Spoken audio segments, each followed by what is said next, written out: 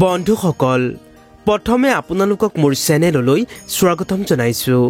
বন্ধুসকল আপোনালোকৰ খবৰ কেনেকুৱা? আশা কৰোঁ নিশ্চয় ভালে চাগে। সদায় সুস্থ থাকক আৰু সবল হৈ থাকক আৰু মোৰ নতুন নতুন ভিডিঅ'সমূহ উপভোগ কৰি গৈ থাকক।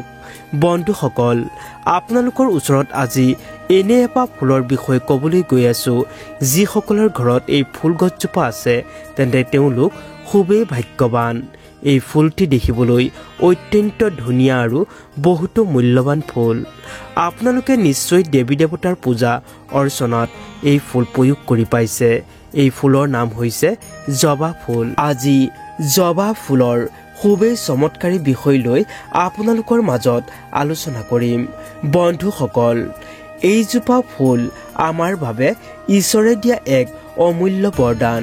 সাধাৰণতে আমাৰ ঘৰৰ আশে পাশে বিভিন্ন ধৰণৰ গছলতা গজি উঠা দেখা যায়, যিবোৰ গছলতা কিবা নহয় কিবা এটা বেমাৰত ঔষধ হিচাপে কামত আহে। কিন্তু আমাৰ ঘৰৰ কাষতে থকা সহজলভ্য এনেধৰণৰ বহু উদ্ভিদৰ কথা আমি নজনাৰ বাবে সেই গছলতাৰ লাভ উঠাব আমি নোৱাৰোঁ।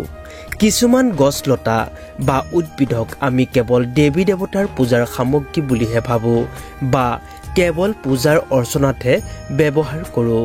তাৰ বাহিৰে এনে উদ্ভিদ আমাৰ স্বাস্থ্যৰ কাৰণে কিমান বেছি উপকাৰী সেই কথা নাজানোৱেই। আমি বেমাৰ হ'লে চিকিৎসাৰ নামত বহু অযথা টকা খৰচ কৰি পেলাওঁ। এনে উদ্ভিদৰ আয়ুৰ্বেদিক লাভৰ কথা আমি যদি ভালদৰে জানো আৰু ইয়াৰ চমৎকাৰী লাভৰ কথা আমি গম পাওঁ, তেন্তে আমাৰ জীৱনৰ বহু সমস্যা মুহূৰ্ততে আমি দূৰ কৰিব পাৰিম। শাৰীৰিক দিশৰ সমানেই আৰ্থিক দিশতো আমি উন্নতি কৰিব পাৰিম। বন্ধুসকল এই জবা ফুলৰ তিনিটা প্ৰজাতি আছে, যেনে ৰঙা জবা, বগা জবা আৰু গোলাপী জবা। এই তিনিটা প্ৰজাতিৰ জবা ফুলৰ সাংঘাতিক মহত্ব আছে। বিশেষকৈ জবা হৈছে এবিধ মজলীয় ওখ আৰু গোন্ধহীন ফুল। এই ফুলৰ মাজত দীঘল দীঘল শুঙৰ দৰে এনেকুৱা অংগ থাকে আৰু সেই শুঙৰ শেষৰ ভাগত এনেধৰণৰ কিছুমান ৰেণু থাকে। আয়ুৰ্বেদ চিকিৎসাত এই জবা ফুলৰ বহু মহত্ব আছে। ধাৰ্মিক কাৰ্যতো এই ফুলৰ মহত্ব অতুলনীয়। এতিয়া প্ৰথমতে জানো আহক এই ফুলৰ ধাৰ্মিক মহত্বৰ কথাসমূহ। মান্যতাৰ অনুসৰি যি স্থানত জবা ফুল থাকে সেই স্থানত ইতিবাচক শক্তিৰ সঞ্চাৰ ঘটে। সেই স্থানত থকা নেতিবাচক শক্তি বা অপশক্তি বিনাশ কৰাৰ কাম কৰে।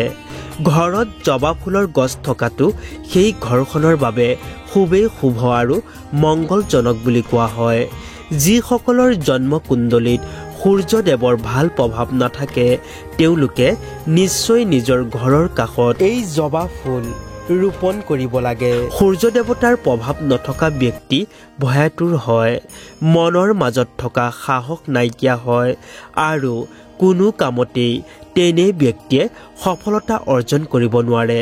সূৰ্যদেৱৰ প্ৰভাৱ নথকা লোকসকলৰ জীৱনত মানহানি, ধনহানি তথা অংগক্ষৰণ সম্বন্ধই নানা বেমাৰ দেখা দিয়াৰ আৰম্ভ কৰে।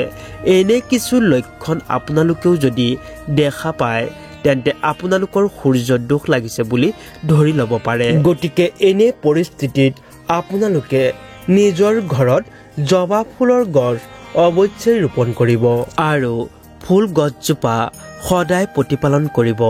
তেতিয়া কম দিনৰ ভিতৰতে সূৰ্যদেৱৰ দোষ নাইকিয়া হয় আৰু আপোনালোকে সুস্থি পৰিৱেশ ঘূৰাই পাব।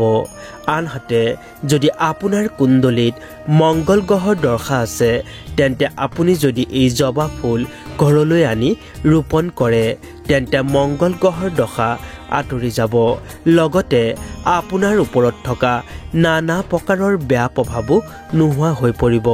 এতিয়া জানো আহক এই জবা ফুলৰ আয়ুৰ্বেদৰ চমৎকাৰী মহত্বৰ কথাসমূহ। বন্ধুসকল পেটৰ বিষৰ ঔষধ হিচাপে জবা ফুলৰ গছক প্ৰয়োগ কৰা হয়।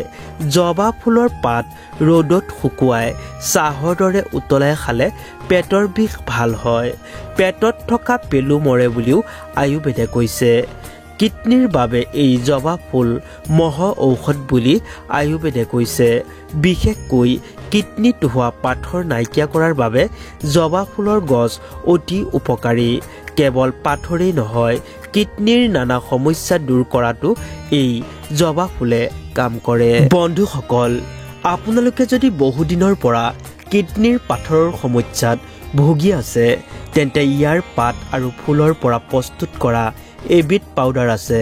বজাৰত বা অনলাইনত হিবিস্কাছ পাউডাৰ বুলি চাৰ্চ কৰিলেই পাই যাব, নাইবা নিজেও ঘৰতে এই পাত আৰু ফুলৰ পৰা পাউডাৰ আপোনালোকে প্ৰস্তুত কৰি ল'ব পাৰে। আৰু সেই পাউডাৰৰ 2 চামুচ কুহুমীয়া গৰম পানীত মিহলাই ল'ব, নাইবা 2 গিলাচ পানীত এই পাউডাৰৰ 2 চামুচ মিহলাই ল'ব। আৰু সেই পানী উতলি যেতিয়া এগিলাচৰ সমান হ'ব, তেতিয়া সেই পানীখিনি চেকনিৰে চেকি লৈ আপুনি সেৱন কৰিব। প্ৰতি পুৱা খালী পেটত একেৰাহে 15 দিন যদি এই পাউডাৰ মিশ্ৰিত পানী সেৱন কৰিব পাৰে, তেন্তে কিডনিৰ যিমানেই ডাঙৰ পাথৰ নহওক কিয় সেইবোৰ ভাঙি মূত্ৰ নলীৰে বাহিৰলৈ ওলাই আহিব আৰু কিডনিৰ আন বহু সমস্যাও দূৰ হ'ব।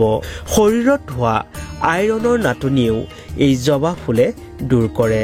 আমাৰ মাজৰে বহু লোকে আইৰণৰ অভাৱ দূৰ কৰিবলৈ দৈনিক দৰৱ খাই থাকে, যিবোৰ দৰৱৰ কিবা নহয় কিবা এটা ছাইড এফেক্ট থাকে। কিন্তু আপুনি যদি এই ফুলৰ পাত বা ফুল ৰ'দত শুকুৱাই চাহৰ দৰে সিজাই খায়, তেন্তে শৰীৰত আইৰণৰ মাত্ৰা বৃদ্ধি হোৱা আৰম্ভ কৰিব। বিদেশী দৰৱ খোৱাতকৈ এই আয়ুৰ্বেদিক উপায়টো কৰি সুস্থ হোৱাৰ প্ৰয়াস কৰি চাওক। কেৱল আইৰণৰ অভাৱেই নহয়, এই জবা ফুলৰ পাত আৰু ফুল শুকুৱাই চাহৰ দৰে তৈয়াৰ কৰি সদায় চাহৰ দৰে সেৱন কৰিলে শৰীৰত থকা তেজৰ অভাৱো দূৰ হৈ পৰে।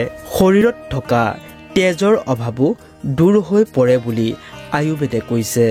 বাস্তুশাস্ত্ৰৰ মতে মানুহৰ শৰীৰত তেজৰ অভাৱ মংগল গ্ৰহৰ বেয়া প্ৰভাৱৰ কাৰণেই হয়। মংগল গ্ৰহৰ দশা থাকিলেও শৰীৰত তেজৰ পৰিমাণ কমি আহে। সেইবাবে নিজৰ ঘৰত এই জবা ফুল ৰোপণ কৰিলে মংগল গ্ৰহৰ দশা আঁতৰি যায় বুলি বাস্তুশাস্ত্ৰই কৈছে। ইয়াৰ উপৰিও আয়ুৰ্বেদৰ মতে জবা ফুলে ওজন হ্ৰাস কৰাটো সহায় কৰে। এই জবা ফুলৰ পৰা চাহ বনাই খালে দীৰ্ঘ সময়লৈ ভোক নালাগে, আৰু দীৰ্ঘ সময়লৈ ভোক নালাগিলে বা একো নাখালে ওজন অৱশ্যেই কমিব। বন্ধুসকল, জবা ফুল মা কালী, মা লক্ষ্মী ও ভগৱান হনুমানৰ আটাইতকৈ প্ৰিয় ফুল বুলি ধাৰ্মিক মান্যতা আছে। বিশেষকৈ নৱৰাত্ৰিৰ সময়ত এই জবা ফুলৰ বহু চমৎকাৰী প্ৰয়োগ দেখিবলৈ পোৱা যায়। মা দুৰ্গাক বা মা কালীক নৱৰাত্ৰিৰ সময়ত এই ফুল অৰ্পণ কৰিলে মনে বিচৰাৰ ফলৰ প্ৰাপ্তি হয় বুলি কোৱা হৈছে। ইয়াৰ উপৰিও মা লক্ষ্মী ও ভগৱান হনুমানক এই ফুল অৰ্পণ কৰি পূজা কৰিলে মনৰ ইচ্ছা শীঘ্ৰে পূৰ্ণ হয় বুলি বিশ্বাস আছে। মংগল গ্ৰহৰ দোষ লাগিলে বিবাহৰ ক্ষেত্ৰত বাধা থাকে। ইয়াৰ বাহিৰেও মংগল গ্ৰহৰ দশা লাগিলে দুৰ্ঘটনা আৰু ধনহানিৰো আশংকা থাকে। পাৰিবাৰিক অশান্তি, পত্নীৰ বা স্বামীৰ অকাল বিয়োগ মংগল গ্ৰহৰ দশা থাকিলে হয় বুলি কোৱা হয়। শৰীৰত নানা প্ৰকাৰৰ ৰোগ ব্যাধি মংগল গ্ৰহৰ বেয়া প্ৰভাৱতেই হয় বুলি ধাৰ্মিক মান্যতা আছে। এই সকলো বিপদ বিঘিনিৰ পৰা বাচিবলৈ বা মংগল গ্ৰহৰ দোষ আঁতৰাবলৈ হ'লে আপোনালোকে যিকোনো উপায়েৰে আপোনালোকৰ ঘৰত এজোপা জবা ফুল অৱশ্যেই ৰোপণ কৰক। দেখিব সকলো ফালৰ পৰাই আপোনালোকে সুখ শান্তিত কটাবলৈ পাৰিছে। লগতে মংগল গ্ৰহৰ দোষ আৰু সূৰ্যদেৱৰ দোষ সকলোবোৰ নিমিষতেই দূৰ হৈ যাব। বন্ধুসকল, আজিলৈ ইমানেই। যদি ভিডিঅ'টো ভাল লাগিছে তেনেহ'লে এটা লাইক কৰি দিব আৰু কমেণ্টত লিখিব জয় মা কালী।